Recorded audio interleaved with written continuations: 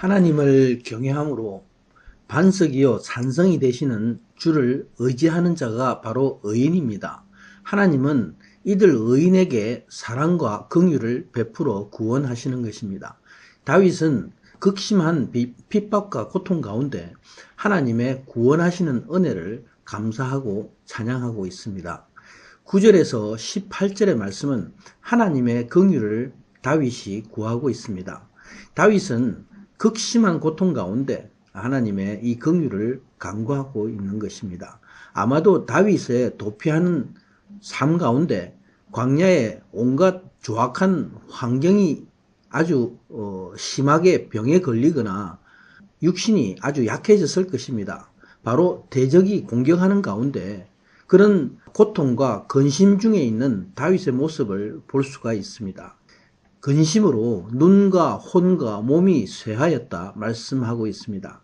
이런 가운데 슬픔과 탄식으로 자신의 고통을 하나님께 고하고 있습니다. 10절에 다윗은 그 고통의 근본 원인이 무엇인지 말씀합니다. 자신의 기력이 죄악으로 인해서 뼈가 쇠하였다 탄식합니다. 사람의 진정한 고통은 육신에 있지 않습니다. 사람이 육신에 손과 발이 잘려나가는 그런 고통, 심한 통증이 있지만 그런 통증은 잠시일 뿐입니다. 그러나 정말로 참기 힘든 고통이 있습니다. 이것은 정신적인 고통입니다. 이 고통은 지속적입니다. 해결이 되지 않으면 마지막에는 정신이 돌아버리게 됩니다. 그런데 이 정신적인 고통의 근본 원인이 바로 영적인 데 있습니다. 사람은 죄인인데 죄의 문제를 사람은 해결할 수가 없습니다. 그래서 그 고통이 정신에 나타나고 또 육신이 피곤하게 됩니다. 다윗은 이 죄로 인한 고통이 얼마나 심한 것인지 하나님 앞에서 고백하고 있습니다. 11절에서 13절의 내용을 보면 다윗은 실제 환경과 육신적인 고통 가운데 사울왕과 반역하는 신하들로 인해서 심히 욕을 당하고 멸시와 무시를 당했다 말씀하고 있습니다. 12절에는 자신이 마치 이미 죽어서 이미 잊혀진 자처럼 되었다 말씀하고 있습니다. 마치 부서져서 아무 쓸모없어 버려진 조각난 질그릇 같다 말씀합니다. 다윗은 다른 사람의 비방을 들으며 사방의 두려움 가운데 있다. 저희들이 자신의 생명을 노리는 위험 중에 있나이다 말씀하고 있습니다. 이런 극심한 고통과 위험 중에 다윗은 하나님께 도우심을 구합니다. 주께 의지함으로 주는 내 하나님이시라 변함없는 믿음의 고백을 올리고 있습니다.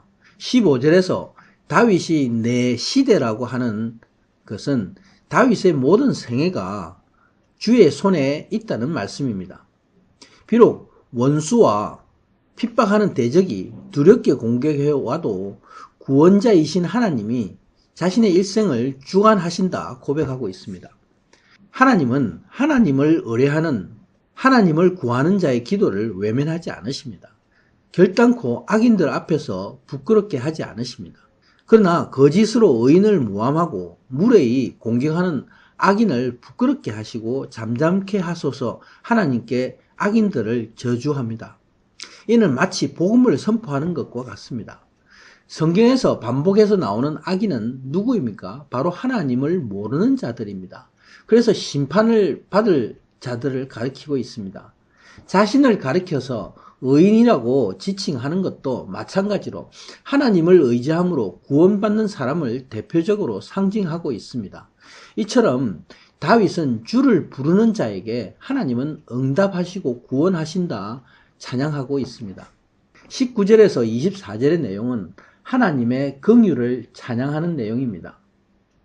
19절의 말씀은 의인은 주를 경외함으로 하나님의 약속하신 구원의 은혜를 얻는 자를 말씀하고 있습니다. 다윗은 오직 주께 피하는 자가 받는 하나님의 은혜를 찬양하고 있는 것입니다. 20절에 하나님은 의인들을 주의 은밀한 곳에 숨긴다. 이 말씀은 예수 그리스도 안에 감추인 복음 안에 들어가는 것을 말씀하고 있습니다. 사람의 꾀가 아니라 하나님의 지혜 안에 들어가는 것입니다. 사람들의 비방과 모욕과 무시를 당할지라도 하늘에 속한 하나님의 장막, 진리 안에 들어가는 것입니다. 그러므로 하나님을 찬양하라 다윗은 노래하고 있습니다. 이 은혜가 바로 기이한 하나님의 인자하심에서 온 것이라 말씀하고 있습니다. 다윗이 경급한 중에 말한다. 바로 황급한 중에 자기도 모르는 사이에 하나님이 나를 버리셨다. 잠시 생각하였던 것입니다. 그러나 하나님은 다시 결단코 자신을 버리지 아니하셨다. 하나님은 언제나 자신의 간구하는 기도를 들으신다. 이렇게 고백하고 있습니다. 그리고 또 모든 성도들을 향해서 백성들에게 권면하고 있습니다.